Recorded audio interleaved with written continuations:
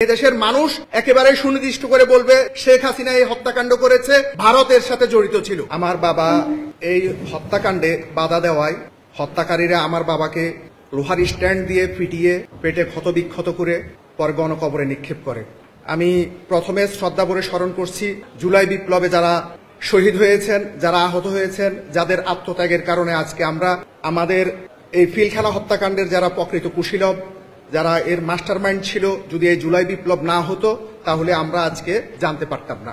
আপনারা দেখেছেন এই রিপোর্টের মাধ্যমে উঠে এসেছে বিগত ফ্যাসিস্ট সরকার ডালবাতের কমিশনের একটা মিথ্যা ইস্যুকে সামনে এনে এদেশের এই হত্যাকাণ্ডের মধ্য দিয়ে এদেশের স্বাধীনতা, সার্বভৌমত্ব এবং সশস্ত্র বাহিনীকে ধ্বংস করার মধ্য দিয়ে ফ্যাসিজম কায়েমের সফল সূচনা করে এবং তা দীর্ঘ 16 বছর দীর্ঘায়িত করে। এই হত্যাকাণ্ডের পরে আমাদের বাবাদের লাশকে কিভাবে ক্ষতবিক্ষত করা হয়েছে, কিভাবে পুড়িয়ে দেওয়া হয়েছে, পরিবারগুলোর প্রতি কি নৃশংসতা হয়েছে এদেশের মানুষ জানে। এই হত্যাকাণ্ড নিয়ে এই 16 বছর কেউই কথা বলতে পারেনি। যারাই কথা বলেছে তারা কোনো না কোনোভাবে গুমের শিকার হয়েছে, খুনের শিকার হয়েছে, বিভিন্নভাবে নির্যাতনের শিকার হয়েছে।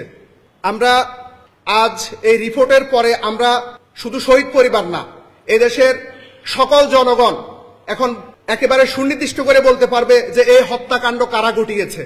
এটা আমাদের এই সময়ের জন্য সবচেয়ে বড় অর্জন যে এদেশের মানুষ একেবারে সুনির্দিষ্ট করে বলবে যে আওয়ামী লীগ এই হত্যাকাণ্ড করেছে, শেখ হাসিনা এই হত্যাকাণ্ড করেছে, ভারতের সাথে জড়িত ছিল।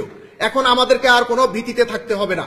সরকারের কাছে দাবি করব যে এই যে রিপোর্টটি প্রকাশ হয়েছে এটি যেন দ্রুত সময়ে ওয়েবসাইটে দেওয়া হয়, যেন এদেশের প্রতিটি মানুষ কেন, কে, কি কারণে এই হত্যাকাণ্ড ঘটিয়েছে বিষয়টি জানে এবং মানুষ যেন ওই মানুষটির কর্মের কারণে তাকে ঘৃণা করতে পারে।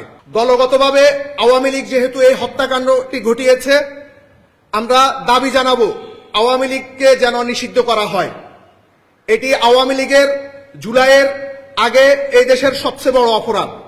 যারা এই হত্যাকাণ্ডটি ঘটিয়েছে তারা এদেশের নিন্দনীয় ব্যক্তি। আমি শহীদ পরিবারের পক্ষ থেকে জানাবো তাদেরকে নিন্দা করার জন্য যেন একটি নিন্দা স্তম্ভ তৈরি করা হয়, যেন এদেশের মানুষ এটিকে মনে রাখতে পারে। এই নিন্দা স্তম্ভ দেখলে মানুষ মনে করবে যে কাদেরকে, তাদের প্রত্যেকের নাম এই তালিকায় থাকবে। আমাদের এই হত্যাকাণ্ডের পরে দেশের সবচেয়ে যে রাজনৈতিক দল সবচেয়ে বেশি আমাদের প্রতি দরদি ছিল, বিশেষ করে বেগম খালেদা জিয়া, তিনি সেনাকুঞ্জে শহীদ পরিবারদের সাথে গিয়েও ওখানে গিয়ে এই শহীদদের জন্য কান্না করেছেন। তো উনি হসপিটালে আছেন। আমরা শহীদ পরিবারের পক্ষ থেকে ওনার জন্য দোয়া করি এবং দেশবাসীর কাছে আমরা ওনার জন্য দোয়া চাই। আমরা সকল রাজনৈতিক দলের কাছে অনুরোধ করব, আপনারা কেউ এই হত্যাকাণ্ডটি নিয়ে আবারও রাজনীতিতে টিকে থাকার জন্য বা ক্ষমতাকে দীর্ঘায়িত করার জন্য আপনারা এই হত্যাকাণ্ডটিকে আপনারা বিক্রি করবেন না।